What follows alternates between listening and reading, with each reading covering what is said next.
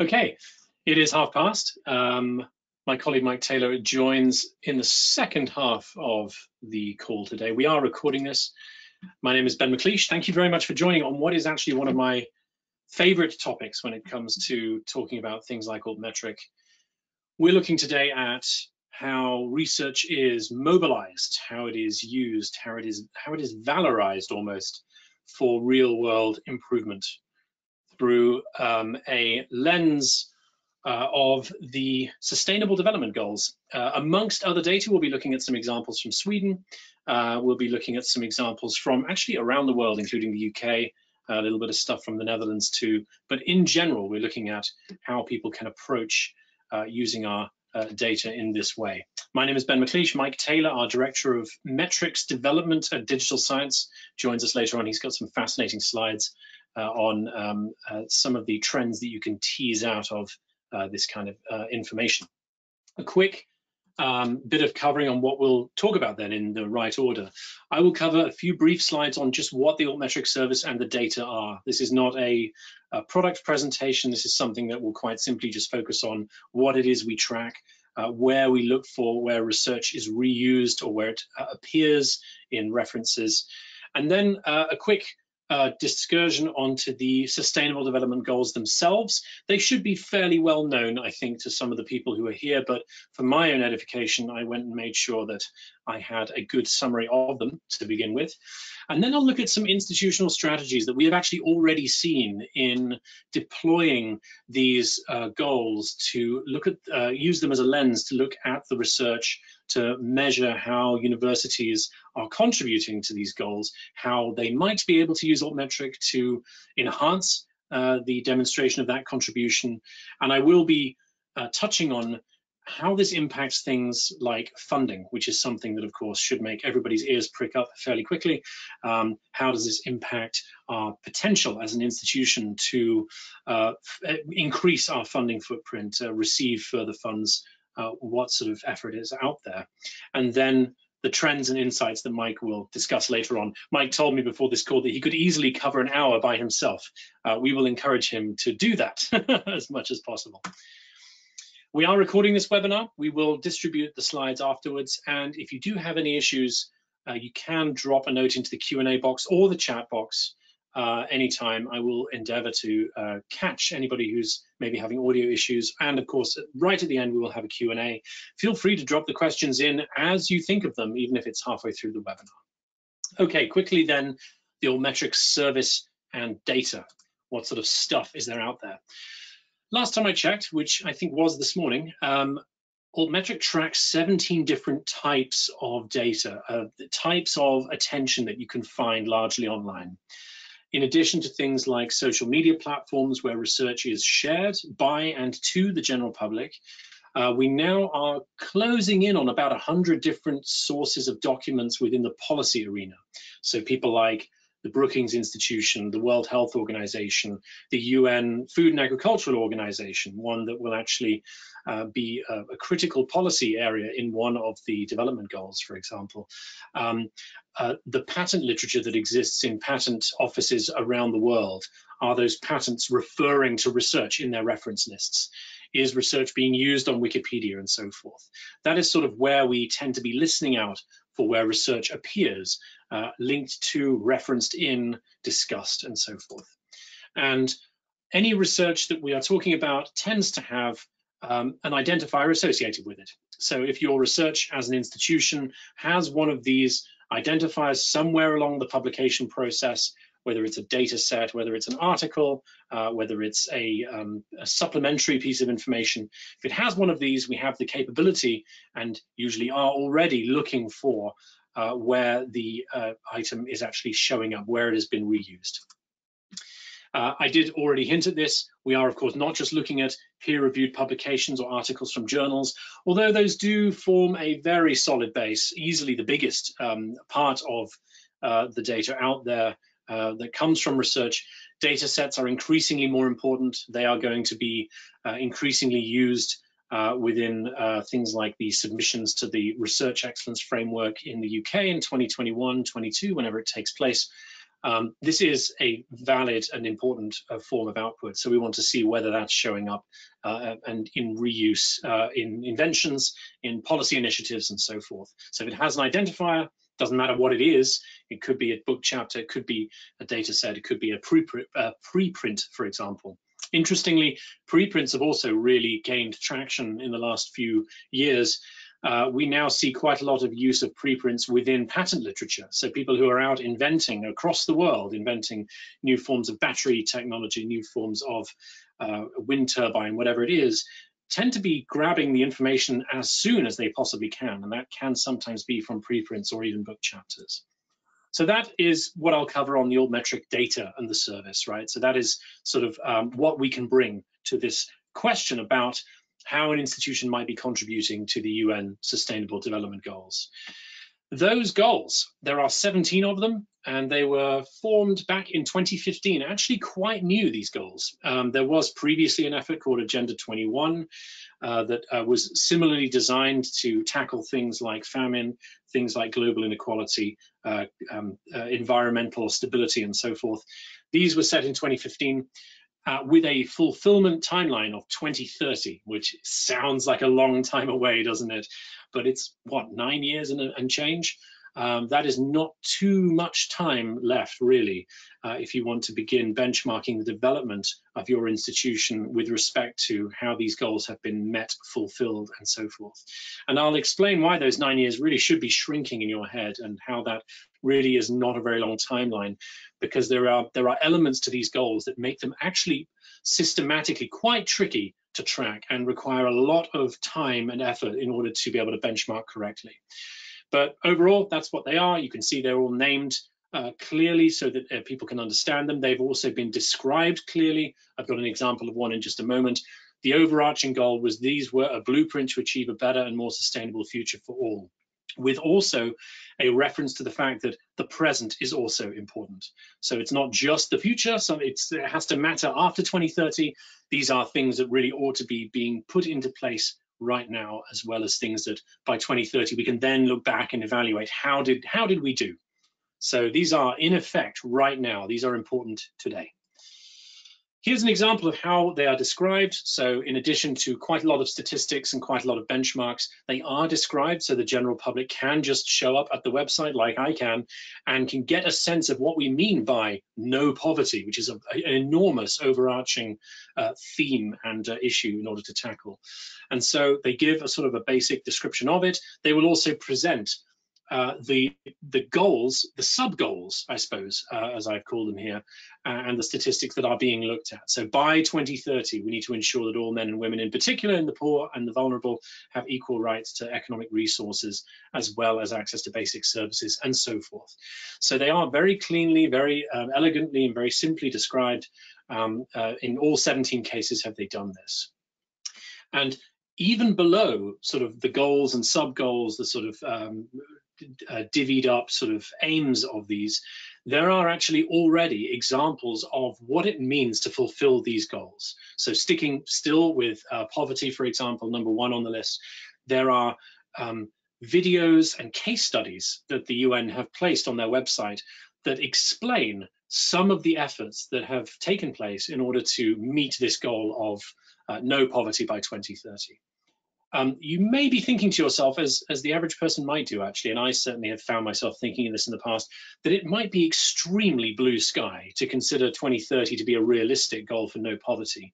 Go back and have a look at Agenda 21 and before. Have a look at the news stories from the 80s. Actually, you might remember some if you're as old as I am. Pause for crying. And that is that in the 80s, the dominant news story was the idea that we could be facing global famine. That it wouldn't just be Africa, sub-Saharan or otherwise that would have famine. It was likely going to be a devastating cause of human perishing across the globe, and that never came. Famine in its biggest forms has been defeated for now, right? There's always the danger it might come back.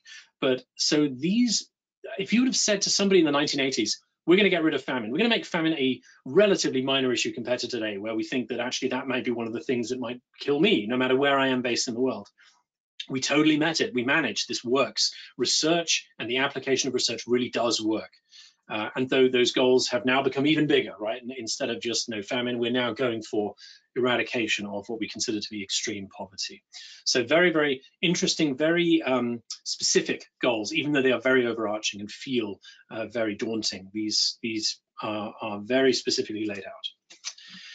As you can imagine, and it's actually one of the reasons why these goals are tricky to measure, especially when you're looking at your publication corpus at your institution. These goals are, of course, interdependent. Climate action, which is this lovely dark blue color here, these are the publications in climate action. You can see how many of them link to the yellow one, which of course is affordable and clean energy. Naturally, those two, even though they are distinguished in the UN, naturally refer or connect with one another.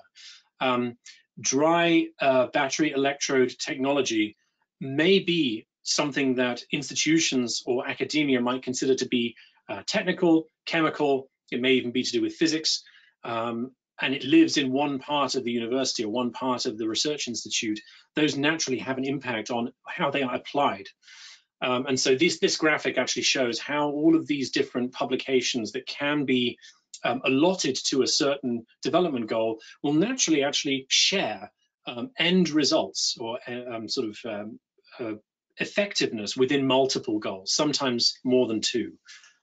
This comes from a recent digital science report authored by several people, including Jürgen Bastel, our very own chief data scientist chap. I've probably totally wrecked his official title. Apologies, Jürgen, if you're listening. But he has taken on the attempts to categorize research by these goals. And you can sort of see what's going on there. So it's pretty interesting to see how they all interrelate, of course. Understanding that research has this real mobilizing factor upon our future is also talked about by one of the UK's largest funders, like the largest public funder, a collection of funders, the UKRI. Professor Andrew Thompson says quite clearly on the website of the UKRI that research has a crucial role to play in creating a safer, healthier, fairer, and more sustainable planet for all, and also points out that research is also vital in providing evidence for how and where it can best accelerate progress. So it's not just one of the answers, it's actually usefully also a way by which we can also measure how effective that research has been. So funders are taking it seriously. Funders consider this to be an extremely important point. When researchers are applying to a funder, they may well be asked to provide an explanation of how this research might relate to one or more of the Sustainable Development Goals in order to achieve that funding. In fact, as I was looking around over the last week or so, there are funders that are exclusive to the fulfillment of the Sustainable Development Goals around the world, one of them being the Global Innovation Fund, who are based in London and DC in the States. And they even have on their first page a little apply for funding tab.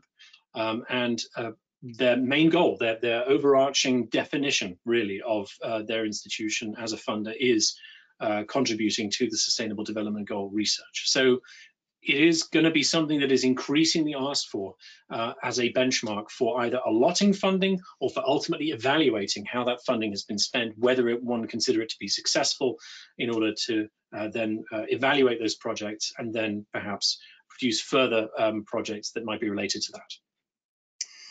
Okay, well, that's all well and good, lovely. We have definitions of both. We have some idea that there is money on the table, there is funding out there, there is importance to these items. They seem to be interrelated, so it's going to have an effect on institutions. So what sort of strategies might there be for institutions in making use of this kind of 17 area definition of these SDGs? Well, the Sustainable Development Goals can be seen as a form of classification of research. We're used to seeing fields of research. We've traditionally divided this up into things like journals. A journal of nanotechnology will contain things that are about nanotechnology. But from the same report, which you can get to through that bit.ly link, by the way, or it's on our digital science homepage under our You'll find it actually under the reports or under the most recent blog entries. There's a blog that links to it as well. On page 4 of that, Dr. Vastel also explains that just think about SDG number 1, no poverty, the one that we've been talking about. Think about how complex that is to categorize at all. SDGs are not sharply defined subjects, but very large-scale endeavors that bring together many different lines of thinking and methodologies, and which may have different cultural interpretations and impacts. My example of the batteries is one that certainly improves people's lives. It also can improve the environment. That's 2 different SDGs at least, and you can look at more as well. They may have different uses. Some of them may end up as policy, some of them may end up in the market as products that either become cheaper and are therefore available to more, or are brand new and can therefore also transform people's lives. That alone makes it very tricky to treat these sustainable development goals as a standard form of classification, as if one could classify electrotechnology by the appearance of certain keywords, for example, in an article. It doesn't quite work the same way. It's much trickier to do. Jürgen Vastel actually did a full webinar on how they did this, and the report explains it as well. But this is a big challenge. And so how do institutions actually even begin to work out what of their sometimes tens of thousands of articles fit into a certain area? And so you can see an attempt here, a real life attempt, which is why I've slightly redacted it, because I didn't want to simply pass on something that may well be the hard work of a particular institution. You could do this by simply querying large databases with Boolean strings, so that you can get a sense of the corpus of the data that's out there. What, from what we know we have published, corresponds to things like the word clean water, maybe the words child death needs to go in there. Maybe we need something about housing or illness or vector-borne disease, things like that, to cram as many of these variables in so that we get essentially a set of results back from the publications we knew that belong to us that actually sit within, for example, innovation or good health and well-being, for example, like these 2 different sustainable development goals. That's one. As you can see, I've listed a downside there. It does still rely on keywords. It is hoping you have picked up enough keywords so that the corpus of items that you are actually after are as covered as possible at least once by one of those keyword variables. It can be quite tricky because, for example, good health and well-being may well be impacted by a certain new form of refrigeration, which then leads to less disease, to less hunger and starvation. That is very likely, that article, that piece of research is very likely not going to share the areas of the keywords that you've been looking for. But that is one approach. It's one that has been used. Some other ways that this can be done then, some other approaches. One can be using other data that the institution also has. So institutions can, for example, set up workflows whereby they are querying their researchers for a breakdown of each of their outputs by the claimed SDG that they may have. So that could be, for example, asking them, what funding have you applied for? What projects are you working on, even if you haven't applied for funding, that might fit into these SDGs? Now, when you have tens of thousands of researchers, that is immensely difficult to do, but it can be done. It does rely on many people to consistently and correctly do this. It is, of course, quite tricky to work that out sometimes. Some people may not be familiar with the SDGs, perhaps because they're working in an area that is adjunct to something that could actually be related. But that is one way of doing it. The other one is perhaps to work with the funders that you most commonly engage with. The funding team at an institution may well be able to fill in some of the gaps. It's probably a good idea to do a bit of both, to do the research on the Boolean front, and then to also supplement that with information from funders, information from your researchers and so forth. But you can see that is an immense amount of work to do, and it's why I said at the beginning, those 9 years are very small when you consider how much mobilization is required in order to be able to reliably pick this up. So that was one thing. There is also another way of doing this, and this is what Jürgen Wastel was spending his time on. It's something that you will see adopted elsewhere rapidly in the future, and that is the application of machine learning to categorize automatically the world's publications according to how they fall into different sustainable development goals. We did this in digital science with dimensions. I think that perhaps I need to mute somebody. Mike, you're here now. That's fantastic. How are you doing, sir? I'm just going to mute. Sorry. No worries. Please do better. So we have essentially trained a neural net on the basis of previously hand categorized items in order to categorize them according to different areas. And that means that you can really look at, I mean, since the Sustainable Development Goals go back to 2015, you could theoretically say we should look at research since then. But of course, you can retroactively apply this much further. You could go back to 2010, you could go back to the 80s if you wanted to. I think with dimensions, we did it until 2010. But the benefit of this is you get that sort of fuzzy matching that isn't relying just on keywords. So that's another approach that has been taken. I'm not going to demo that today. That's slightly irrelevant, but it gives you an idea about what tools are out there, what approaches can be used, maybe by other institutions as well. So how to report this then? There are some fascinating examples that we already have. I actually came upon this one quite recently. Manchester University has authored a full report on how their institution in general matches the challenges of the SDGs. And they look at, as you can see here, they have a nice infographic that sort of gives you the top line information about how they actually run their institution, how they're pursuing things like inclusivity, how they are a living wage employer. That helps with things like poverty and so forth. The SDG Accord has been signed by them.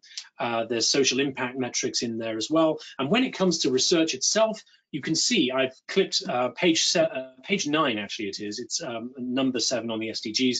For affordable and clean energy, they have put things like how many publications since 2009 they have authored that fit within this space, what the citation impact is of that, and various other metrics to do with that. And have also, I really like this, have listed specific projects that the university is actually undergoing separately to their research, the efforts that they are making in each of these spaces. So what could they add to this? So in order to find these data, I'll show you what I did in just a minute. You can see that there are, for example, not just citations at work in the output that Manchester has done within clean energy and affordable and clean energy. There are 338 reuses within policy and within patents of just this corpus of information. You can see the trend lines, including hotspots of when this data was heavily used and heavily distributed. On the right here, you can see UK Parliament briefing notes, the Publications Office of the European Union and the International Renewable Energy Agency have all used their data in their reports. So it's up to the institution to actually read that report and see how, in what context that was used, what effects it's intending to have. Maybe it's a report that actually also lists already some of the effects. Some policy briefings are, of course, essentially a bad choice of words, a post-mortem for attempts at policy initiatives and changes. So you can make actually a very direct connection between a specific UN development goal and how it was reused, what effect it may have had, the audience it has reached, has it attempted to educate the general public. I'll show you how I did it. So I did go to Dimensions and I went and just dropped in Manchester University, for example. There they are, University of Manchester. I filtered down to the items that we know we have for them. That's rather a lot over time, 148,000. And you can see here, thanks to Jürgen Wastel's work with the data science team, we have our sustainable development goals for their data. It is a beginning, so it's not everything right now, but we can reliably say that we can export 3,000 items and pull out their identifiers, which I then we'll go into the Altmetric service, and actually, I'm going to drop them in live now, actually. So somewhere down here, this is Manchester's report. Somewhere down here, I think I actually have them open already. I simply downloaded the data. Again, this could have been got via the Boolean search string efforts of some institutions. Maybe you have a list of these already. It could be that you have, for example, talked with funders, talked with researchers, somehow teased out this work, and you now also have a list of those identifiers. We have here, just to go to the bottom, 3,065 individual items. Now I'll actually go into the Explorer. I can go in to our big database that has collected all of the information together, and I'm going to look in the whole database to see what we have for these items. I've dropped them in, 3,065. If I save that, very quickly it'll tell me those are all DOIs, and I can then simply run that search, and it'll then look through. Wow, that was rather quick. It'll look through and find the items that we have tracked with their attention. Here we are with those 338 mentions within policy and patents. You can see there are 91 documents that refer to their publications. There are 247 patents. Who were they filed by? What were they in? Have they already been deployed within inventions? What sort of effect has Manchester University's research had? We can see the demographics of things like policy as well. In what parts of the world are policies being put into place? Even if those policies actually might well be about a much broader geographical area, these are the entities that are acting on these. So very, very quickly, you could supplement a lot of these sustainable development reports with extra information about how the inventions have come to pass, what sort of policies have been put into place. Pretty interesting. It's a good one. Here's one from Sweden. This is the Swedish Agricultural University, and we'll actually go and have a look at their live site in just a minute. But what they have done, and I didn't ask them actually recently how they had collected this together, what strategy they used. It could well have been that they did complex Boolean searches. I have a feeling that was one of the searches attempts that they did.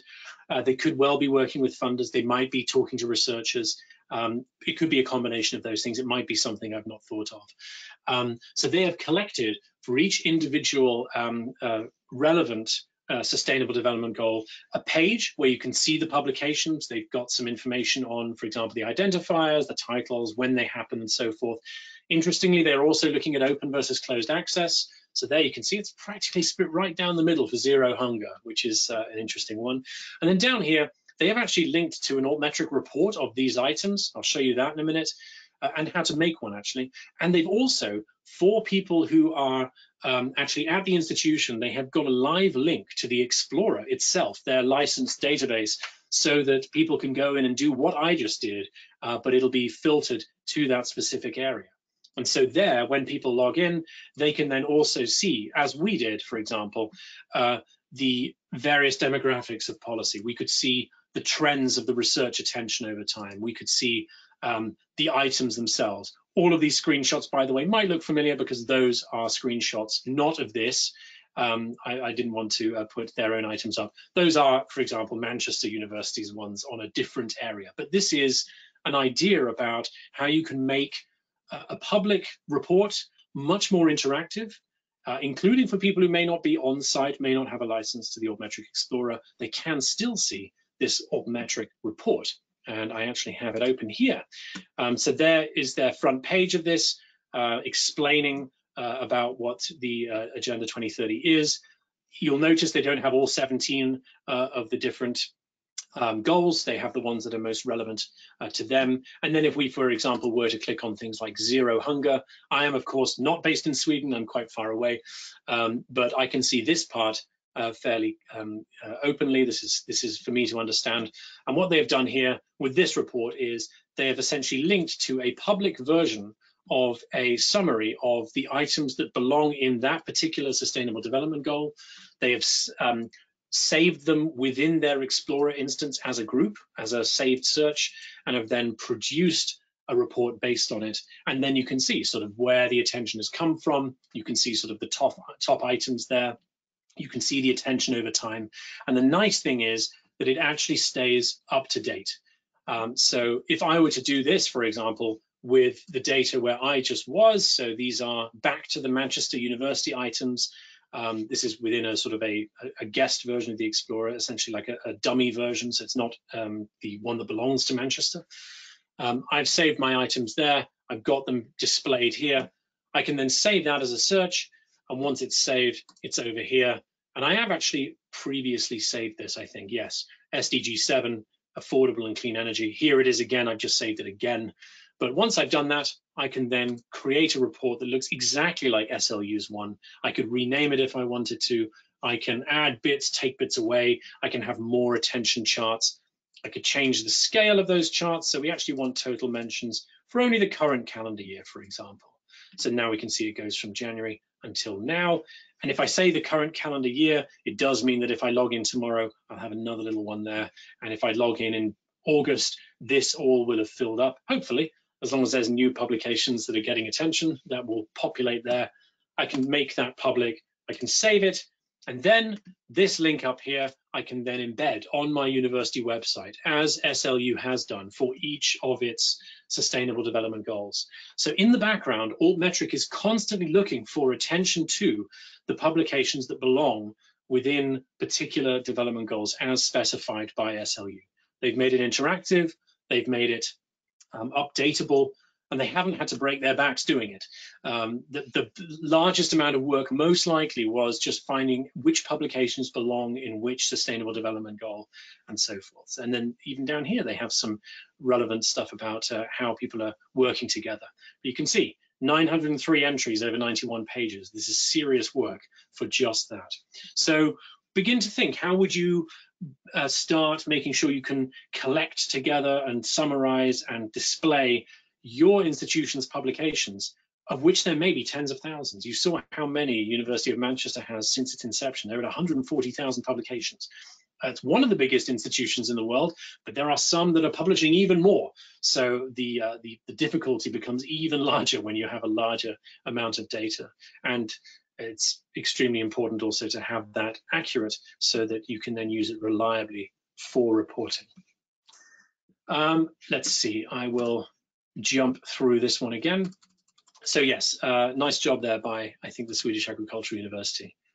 Lastly, a similar effort has been taking place within the Aurora Network, which is these institutions down here. So Aberdeen, Duisburg, Essen, Free University Amsterdam, and others, where they have essentially done exactly what I just showed you.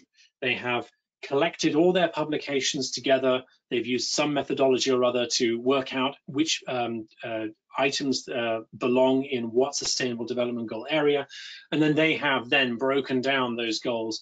In this case, they've said, we just want the percentage of items that actually have a policy reference at all, so that you get a sense of, you know, if we look at all of our outputs, what percentage of them get at least one mention in policy? A remarkably high 9%, actually, you can see there. They've made this interactive, so if you to go on their auroranetwork.global and go and have a look at their website, they've used Power BI in order to be able to select and deselect particular goals. These all amend themselves. It changes and shows you which development goals you're now looking at and what the new percentage is. Exactly the same process. They are looking at their data through the lens of Altmetric, getting out those high-level numbers about what the impact has been. Also a very elegant one. Mike, I'm going to unmute you now, and I'm also going to stop sharing and all the rest of it. So hang on, let me make you the presenter, sir. There you go. I can hear you, sir. Excellent, excellent, excellent. Well, I just my browser just decided to upgrade itself. So I love it when it does that. It's so useful. Yeah, it's very kind of, isn't it?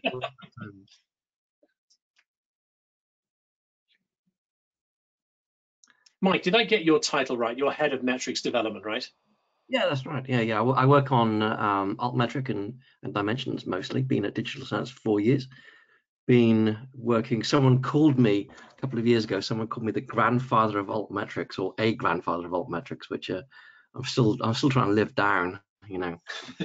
We should call you the Godfather. That has fewer age-related connotations. That would be a great one. Yeah. Fantastic. And you must have been thinking about the SDGs for a long time, right? Yeah, absolutely. I mean, it's something we talk about, you know, in the context of digital science and in the context of research.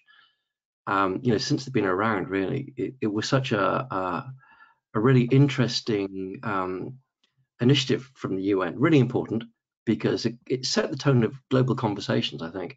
Right, my browser has just rebooted up, so I'm going to go into presentation mode. I trust. Well, maybe I'm not. Can't see anything just yet. No, it's okay. It's taking its time.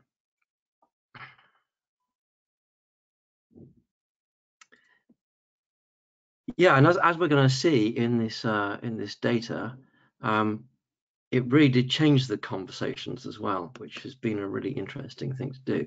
So the methodology I took here was to do a document search in dimensions, and then pass the documents across to Altmetric. Had to use the API because although some of the SDGs are relatively narrow, some of them are absolutely enormous in terms of the number of documents they are. So this was a good use case for me in terms of using both APIs together, actually. I guess it comes from the fact, like I was saying before, that they can be seen as very general, right? And so the corpus of literature that they refer to is naturally going to be bigger than any of the typical fields of research you see in academia, which endeavor to actually be quite specific, right? Yeah, absolutely, yeah. So I mean, usually we use the fields of research, which has got something like 400 classifications. So obviously everything is commensurately lower.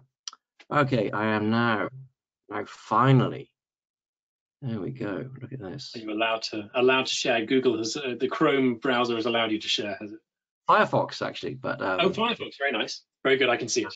Good stuff. There we go. Excellent, good. So, thank you very much for joining us today. Thank you Ben for inviting me along to talk about this.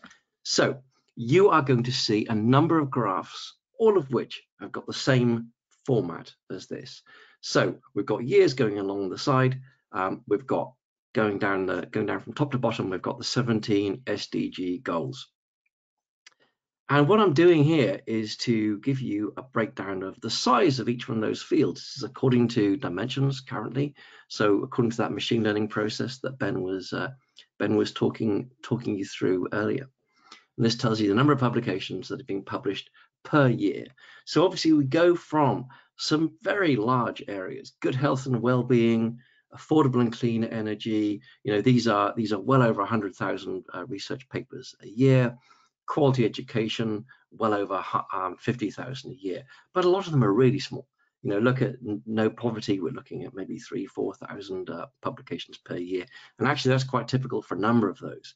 So let's think about what the UN were trying to do with the SDGs, and think about how the declaration of the SDGs has changed some of the conversations, has changed some of the global research that we've been seeing. So I took these numbers and, as I say, pass them through to Altmetric for the API. But first of all, I'm going to show you what the year-on-year trends look like. I don't know about anybody else. I find it really hard to look at that graph and then be able to see. I can see, obviously, which ones are bigger, which ones are smaller. It's kind of hard to see the rate of change. So if I press the right button, what I did here is I created a simple little metric. So divided this year's SDGs by the previous year's SDGs to get a ratio of one to the other, and I took off one. So I wanted to show you that there's a growth in all of those areas for every year. If you see a negative, and there is only one negative on here, which partnership for the goals between 2014 to 2015, that says the number of publications published in 2015 was ever so slightly lower than 2014, but actually it's a very, very small area. But what's interesting for me is that we can look at the year-on-year growth for all of those and see that they are really quite consistent with each other. In other words, that they range. The rate of growth is about 12%, maybe 25, 26, 27%, and it's been consistently higher since 2016. I think this is quite good evidence. If you went back further into history before the SDGs existed, you'd see much lower rates of change.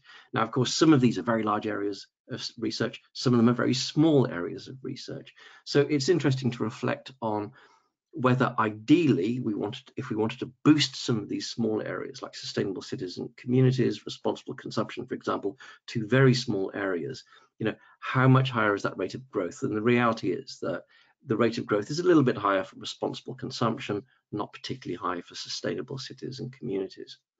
So that gives us an idea of both the volume of research in this space and also the rate of growth, but neither of these are altmetrics. This one is about altmetrics. So what I did is I took all of those publications, took them into Altmetric, and looked at the number of news mentions, the number of tweets, the number of citations from policy documents, and the number of citations in Wikipedia. And I looked at those in a number of different ways. So where does the public's attention fall? And this is one of the things which is really quite interesting for me. So these are average figures, and some of them are very low and some of them are more typical. But what is really striking to me is that a number of these smaller fields, and the ones I've circled in red are 5 particularly small areas: zero hunger, gender equality, life below water, life on land, peace, justice, and strong institutions, all relatively small areas, but areas that massively perform much higher than you might expect in terms of the amount of media coverage they get. Climate action is a very large area that does really quite well, not unsurprisingly. The 2 areas that I've singled in blue are 2 of the largest SDGs, the first and the second largest, but they get very, very little in terms of news coverage. And I was speculating about, I haven't got the answers for this, but I was speculating on the reason why these things might occur. It may be that there is simply a maximum volume of news stories that can address issues of clean energy. And by increasing the number of publications, we're actually decreasing the average. Maybe that's the occurrence. Maybe these are more technical papers that don't have an immediate relevance to the general population. I think there's some really interesting research questions behind the data, and I would be very happy if there are any bibliometricians or any scientometricians, anybody who wants to do some research, please drop me an email, m.taylor@digital-science.com. I would be very interested in talking with you about potential collaborations in this space. Very interested to find out what's going on beneath the data. So I did the same thing on the metric to see what the rate of change was like. So if the previous slide was about looking at the speed of news coverage or the amount of news coverage, this slide is about the rate of change of news coverage. And this for me is a really interesting indicator, because in 2015, when the SDGs were matured and set into the wild, in 2016, we see consistently higher rates of news coverage right across the board on a year-on-year basis. It really changed the conversations between 2014, 15, and 16. Now, what we've seen in 2017 and 18 and 19 has been largely either stasis or, on average, a slight drop in the amount of coverage. But again, we have to place that in the context that there are massively more numbers of publications. So, we've grown year on year, 15, 16% on some of these SDGs. So it would be amazing if we didn't see a similar slight drop in the number of news coverage of the research. There is a fixed market for the amount of news coverage. Twitter, however, is much less fixed. And as we know, this grows year on year, or has been growing up until the last 2 or 3 years, been growing very consistently and very fast. But again, we're seeing the similar kinds of phenomena here. We're seeing the same kinds of SDGs, some of those small ones, zero hunger, gender equality, life below water, life on land, peace, justice, and strong institutions, getting massive amounts of attention on Twitter. And again, some of those smaller ones, clean energy, quality education, also being not getting the kind of attention on Twitter that you might expect. Some, on the other hand, have been standing out. Reducing inequalities really stands out there as being getting a lot of attention on Twitter. And by the way, there may be a relationship there with the Me Too phenomena of a couple of years ago, which has seen a massive increase in the number of tweets about gender inequality. I did my little metric. showing us the shift on shift. I think we probably need to ignore that big long bar associated with industry and innovation between 2015 and 2014. That was a very small year in terms of the number of publications, and I suspect that that is an outlier.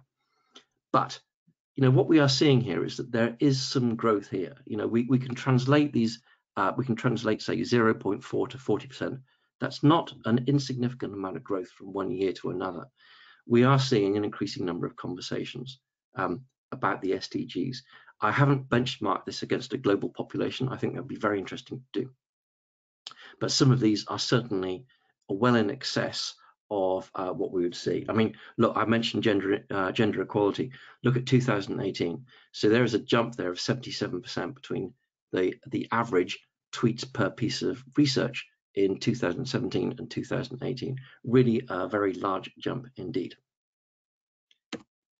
Mike, I've got a quick question on that, if I may. Yeah, sure, I'll go back. For that specific one, do you think that that's something to do with things like the Me Too movement, the discussions online, things like that? Yeah, I do. So for those of you who haven't followed it, I haven't done a podcast. I've done a webinar, and I've got a blog coming out on the altmetrics of the Me Too movement, because it really was an explosive change in the amount of research in that space, and it's well worth going to find on the Digital Science webpage. I think the blog post comes out next week, because the not only has the amount of Twitter coverage of gender research changed, it's also changed on an extraordinary level the amount of funding in that space. It's I forget whether it's either tripled or quadrupled in 2 years, but it's gone from being a field which was very poorly funded to being one that's really quite well funded, with a commensurate increase in the number of publications.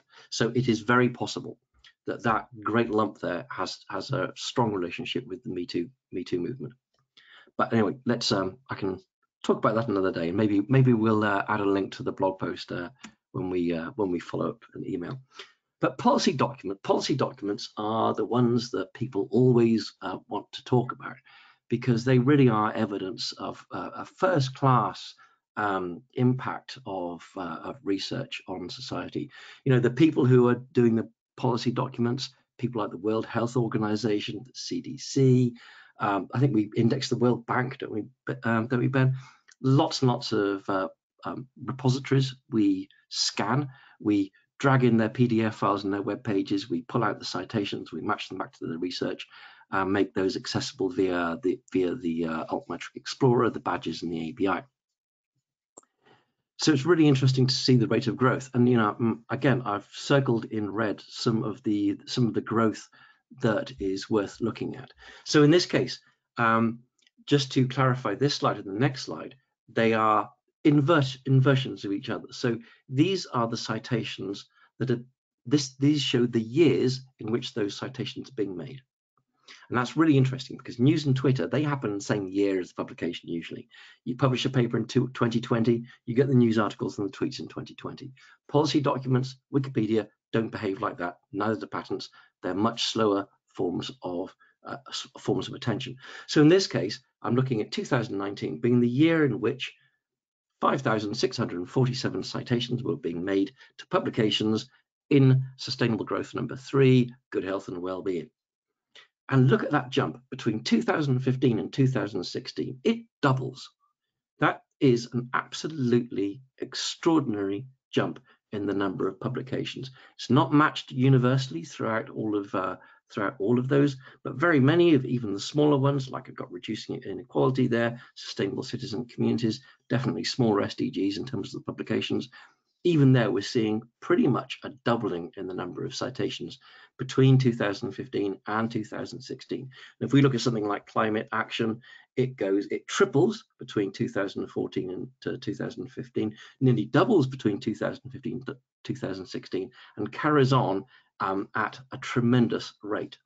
If we have a look at the next publication, you'll see what I mean about the speed of policy. So in this case, I flip the data around. The years here are the years of the research publication.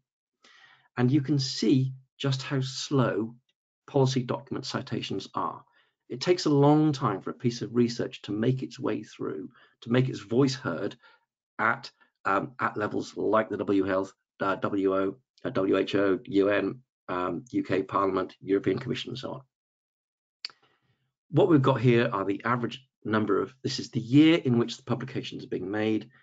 The longer that document is around, the more policy citations it picks up. Yes, the numbers are quite small, or they may appear to be quite small.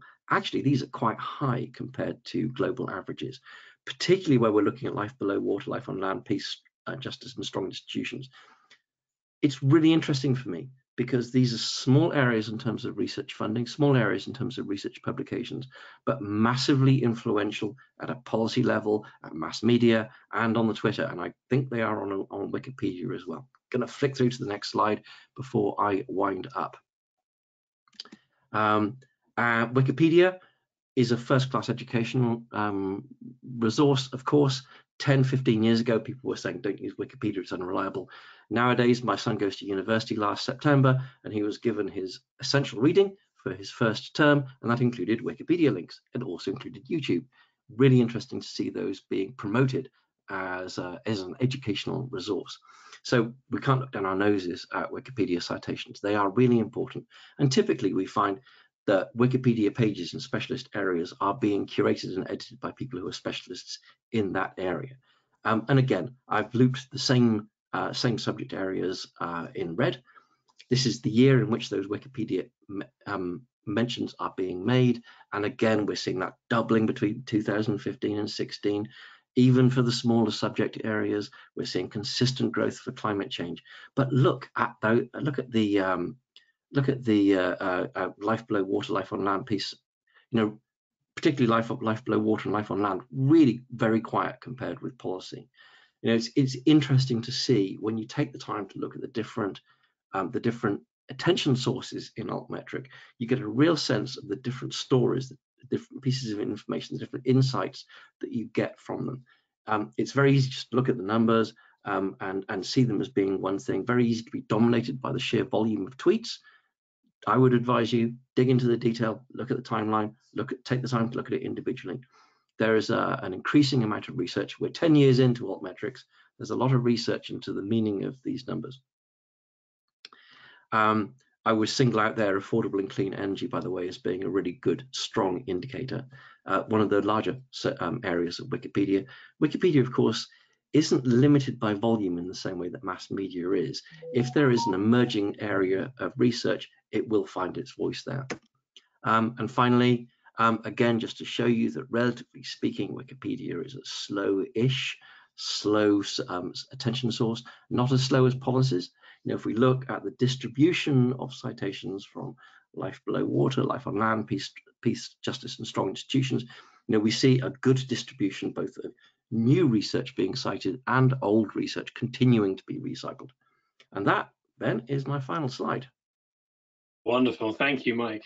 It is fascinating seeing it broken down this way and looking at the acceleration, especially with some of the ones you pointed out, how rapidly from 2015 onwards, once the goals have been set, how they have come about. It really does make a difference. These aren't just vanity projects on the behalf of large international or intergovernmental organizations. It really has an immediate change in focus, something to do probably with, I don't know, focusing those policies in people's minds. You solve a problem once you can elucidate it clearly, and of course funding follows that as well. So it's really interesting to see that. Thank you for putting those together, Mike. It's my pleasure. Thank you for asking me to do it. Yeah. How many more years do you expect to be? Do you expect to be thinking about the SDGs all the way until the 2030 goals? Oh yeah, I think so. I mean, apart from anything else, the very fact that people are writing about them and researching them is going to be appearing in policy documents, 10 years after that, as I've just shown you in the previous. It is one of those things that has changed the way that we think about research. It's changed discourse, and that was a really important thing to achieve.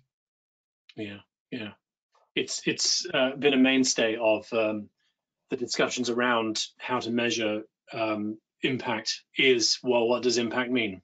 And for these 17 goals, we know exactly what those impacts may and might need. So that's great. No, Wonderful. I mean, I'm not going to mention names because they're a customer, but a few years ago, one of our customers came to us and said, because they were interested in doing this, and basically their CEO had a very large publishing company come down and said, I want to know what we're doing about the SDGs.